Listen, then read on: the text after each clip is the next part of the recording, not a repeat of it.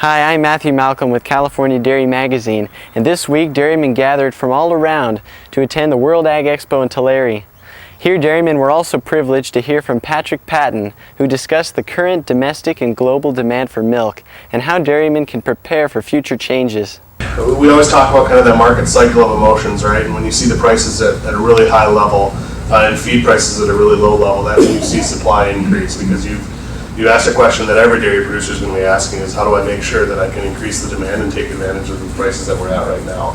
What I would encourage folks to do is that your biggest opportunity is when it's typically on the opposite side of that, right? So before that demand builds is when you need to be prepared to be able to take advantage of it. So what I would encourage folks to do right now, and what we're seeing a lot of people do, is deleverage yourself a little bit. Don't take on debt that you can't afford if you see these prices pull back a little bit. Make sure you're prepared so that when you look at your balance sheet, you go, okay, am I making decisions so that if that price of milk goes from $23 back down to $16, am I still in business? So I would encourage folks to do it with that kind of, don't assume the prices are going to stay here forever, and don't make business decisions from an expansion standpoint on the assumption that you're always going to have $4.50 corn and $23 milk. One thing we're looking at Stewart Peterson is how the dollar plays into what we're seeing from an export demand standpoint in the dairy markets.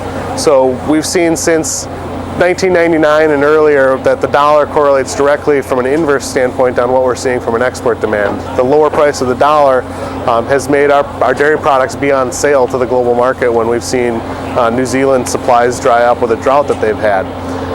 So right now, one thing that I think dairy producers need to be thinking about is looking at, with the spread that we're seeing between milk and corn, we will likely see increased supply in dairy. That's traditionally what's happened. And we're seeing that supply get used right now by that strong export demand. Well, if we see a rally in the dollar, our products may no longer be on sale, and we won't have as much access to that global demand.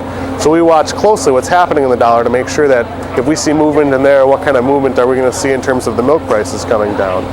One thing producers need to be really thinking about with that is asking themselves, what if that dollar climbs up and we see milk prices go from that 23 range that we're in right now to the bottom of the bull market that we've been in at that $15 or $16 range.